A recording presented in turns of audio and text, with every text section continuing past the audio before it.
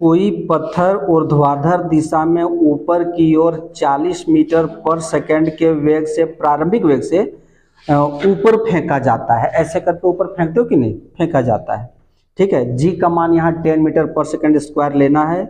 और अधिकतम ऊंचाई कहाँ तक पहुंचा, पत्थर जाएगा तो ऊपर तो चलते नहीं रहेगा, कब जीरो होगा जरा समझाएंगे हम यहाँ पर।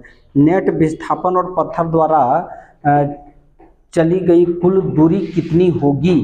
जैसे कि पत्थर यहाँ पृथ्वी है, ये अर्थ है, समझना, और ये पत्थर को हम फेंक दिए ऊपर, ऊपर को ऐसे ऐसे हम लोग फुटबॉल भी ऐसा करते हैं, पत्थर भी, पत्थर मत करना है सारे बाबा, न पता चलेगा कि दांत और नाक सब गया। ठीक है ना, बॉल करोगे तो क्रिकेट बॉल नहीं करना, वॉलीबॉल हो, फुटबॉल हो, थोड़ा सा दुर्घटना तो होता है लेकिन असर कम पड़ता है, चश्मा रख दो थोड़ा सा। ठीक है ना, तो पत्थर को ऊपर की ओर ऊर्ध्वाधर दिशा में फेंका गया फिजिक्स के अनुसार।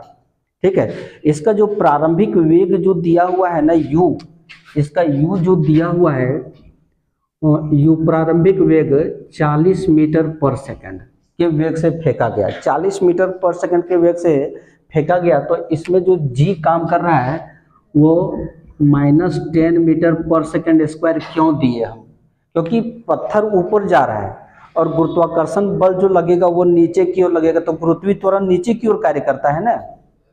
तो जब ऊपर जा रहे हैं तो हमारा वो नेगेटिव करेगा, उसको नेगेटिव शो करेंगे हम। हाँ, अभी अभी जो क्वेश्चन बताया जो ऊपर से नीचे गिराया गया था उसमें g धनात्मक में लिए थे, देखो 10 मीटर पर सेकंड स्क्वायर में लिए थे ना। हाँ, और इसमें ऊपर जा रहा है तो माइनस होगा। क्यों माइनस होगा, क्योंकि अंतिम वेग वहां जा करके जीरो हो जाएगा। तुम लोगों को एक चीज हम बोले थे कि त्वरण जो है ना वो कब धनात्मक होता है और कब ऋणात्मक होता है, इस चीज को हम तुमको बताए थे कि यदि, यहाँ पर देखो इसको मिटा देंगे, यदि u is greater than v हो, u is greater than, u जो है वो v से बड़ा हो, तो यहाँ पर मंदन लगेगा, रिटार्डेशन लगेगा, ये जो होगा वो ऋणात्मक होगा, जी भी ऋणात्मक होगा। और यदि u is less than v हो तब यहाँ पर त्वरण काम करेगा या गुरुत्वीय त्वरण g काम करेगा, वो धनात्मक रहेगा। यहाँ पर 40 मीटर पर सेकंड और अंतिम वेग ऊपर में जा करके वो जीरो हो जाएगा, नहीं चल, ऊपर क्या, ऊपर पत्थर ऊपर चलते हैं, ग्रीस है क्या यहाँ, कि फुटबॉल में मार दिया तो कहाँ चला गया उसको पता नहीं चला, उसकी दादी देखते रह गई, हाय रे कहाँ चल गया वो फुटबॉल, देखो कि नहीं केस, नहीं देखो ना। तो पत्थर को ऊपर फेंकेंगे तो नहीं, एक निश्चित दूरी पर जा करके उसका अंतिम वेग जो हो जाएगा वो जीरो हो जाएगा, अंतिम में क्या हो जाएगा, जीरो हो जाएगा, तो वो जीरो लिखे हुए हैं। तो कितनी ऊंचाई पर गया तब जीरो हुआ, यानी हमको एच पूछता है, एच कहो चाहे यस कहो, दूरी एच कहो या यस कहो, और फिर विस्थापन क्या होगा। अच्छा पहले एच यस निकाल लेते हैं तब विस्थापन की बात करेंगे, फिर कुल दूरी कितना तय किया वो बात करेंगे हम। एच निकालने के लिए तुम कौन सा समीकरण को उठाओगे बताओ। तीसरा में तुम देखो कि टी नहीं दिया हुआ है, दूसरा बिल्कुल। फिर लिखेंगे हम जानते हैं कि v square is equal to u square plus 2gs h दूरी। कोमल इधर देखो बेटा, v क्या है, 0 का स्क्वायर, कुछ सोच रही है क्या, नहीं हमसे बात करना, कुछ सोचेगी तो। कुछ किया है कन्हैया क्या तुमको, अभी फोन करेंगे हम बता देते हैं। 2 इंटू -10h, हम g का मान -10 लिए, कोई भी क्वेश्चन पूछ सकते हो कि -10 क्यों लिए, और अभी बता चुके हैं। ऊपर जा रहा है पत्थर, गुरुत्वाकर्षण के विपरीत दिशा में जा रहा है, तो 0 4 चौके 16 पर 00 -20h, इसको इधर ले आओ तो यहाँ पर 20h प्लस में हो जाएगा और 1600 और यहाँ पर 20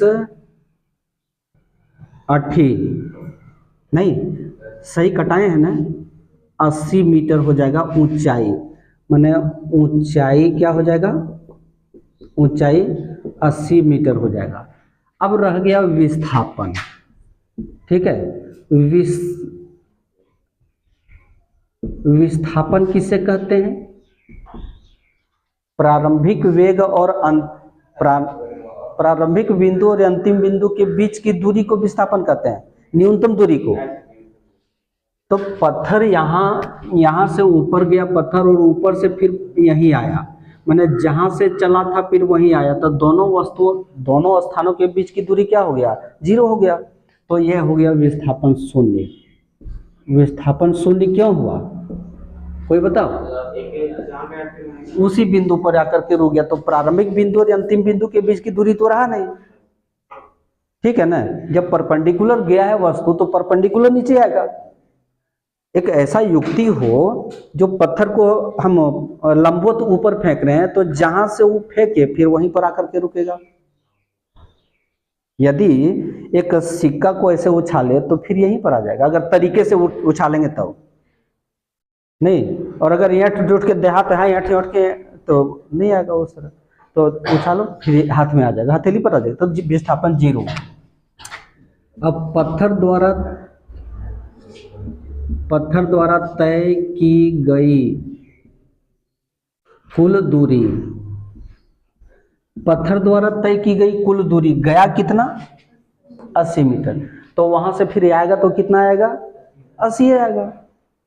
तो यहां पर लिखेंगे 80 + 80 = 160 मीटर। ये तुम्हारा आंसर होना चाहिए यहाँ पर, बिल्कुल है। अगर ये न्यूमेरिकल ये वीडियो आप लोगों को यदि पसंद होगा, अच्छा लगा होगा, समझ में आया होगा, तो आप लोगों से मेरा एक ही आग्रह है कि इस वीडियो को कृपया आप सब्सक्राइब करेंगे, इस चैनल को सब्सक्राइब करें और वीडियो को आप फॉलो करेंगे और लाइक करेंगे, और लाइक में कुछ मैसेज निश्चित रूप से करेंगे। धन्यवाद।